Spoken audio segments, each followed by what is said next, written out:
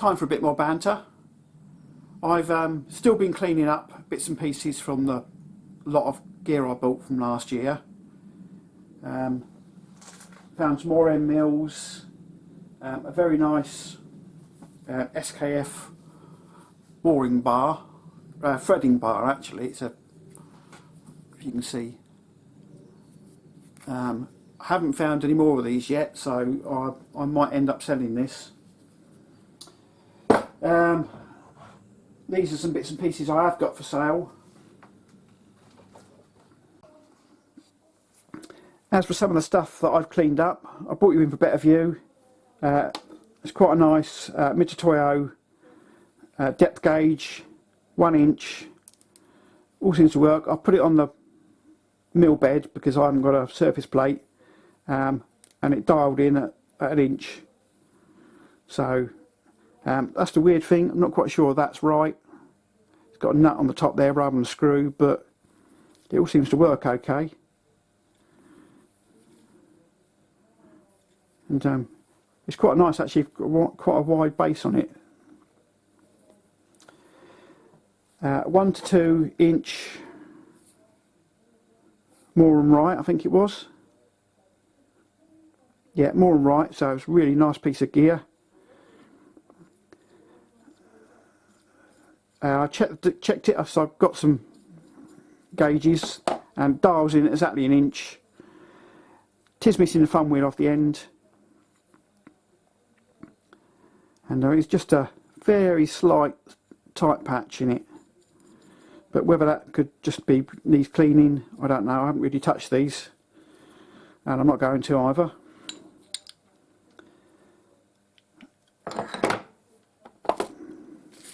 Two to 3 inch mic. Again, this is more and right. Yeah, more and right. So top quality gear. I don't know whether the thumb wheel's solid on this one or whether it's meant to click, because I know that some are solid. But that's a, what's it, a 966. That's quite a nice bit of gear. More and right bore gauge, and it does quite a long sizing. What was this? Yeah, so that's 11 to 12 inches, and the whole set is there except for the 1 inch nipple, which I'm guessing is no more than that part with that bit on the end. But this one's a spare, so I'm sure with a little bit of ingenuity somebody could actually craft a 1 inch one out of that. The gauge itself feels really nice and smooth, and as I say, it's got all of them there apart from the 1 inch. But having the spare there, you could make one. Nice box, a little bit tatty, but nice set really.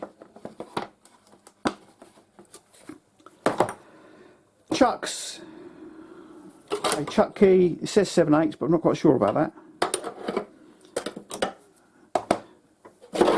A micrometer, or a mic that has been butchered at some time or other. I don't even know if this is sellable, but the actual unit itself really doesn't look unmolested. It doesn't look like it's bent or twisted. The anvil looks nice, so I don't know whether they just needed a different mic and they've robbed it out of that one. Some C5 collets, there's 4 of them there. They are Clarkson collets. There's a bag of different sizes. Chucks. Now, that one was just how it was. These ones, I actually all thought they were covered in rust and crap, but they were just oiled and greased, and they'd been sitting around and it was just covered in dirt. So I've actually sprayed them up with some kerosene, cleaned them out, oiled them up again.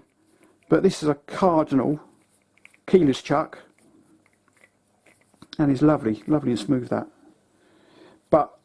And I would actually keep it if it wasn't for the fact that it's got a different fitting, and I've got no idea what that's for. But it's a shame, because it's really nice chuck, that. Couple of large Jacobs chucks. Is that number 36, that one? Yeah. A very small Jacobs chuck. It is Jacobs, yeah, American one. I haven't got a key for any of these, or at least I haven't found keys. A couple of smaller Jacobs chucks here. I think this one was a, I don't know how you pronounce it, it's German Roham. But I know the brand, so again, all nice. And apart from a clean-up, I think they've been reconditioned in the tool room, because I can't see that is how it would have been in the workshop, unless it'd never been used. But then I'm sure that's been reconditioned. Like I say, all the tool cutters that I've got all seem to have been resharpened. So I think whoever ran the tool shop was doing the work of reconditioning and keeping the place up and running.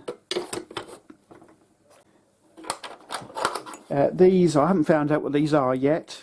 I have asked. I think they're just for rebating, but I don't quite know what machine they fit in, whether there's a special collet for them. I'll have a look, but they'll be going up for sale. So that's the bits and pieces I've got. I won't be listing them just yet. If you're interested in anything, let me know. In the meantime, I'm just building up a stockpile, and then I'll start listing it. Next week, I've still got loads of cleaning up to do, loads of tidying up. I've got some TIG welding to get done, some stainless steel. There's some stands I need to make. Don't normally show much TIG welding, so it'll be something different. I'll try and get this videoed because I'm doing it here. And really, it's just sorting other stuff out. That's the main occupation at the moment. It is what it is. Hope everyone's safe, and thanks for your time.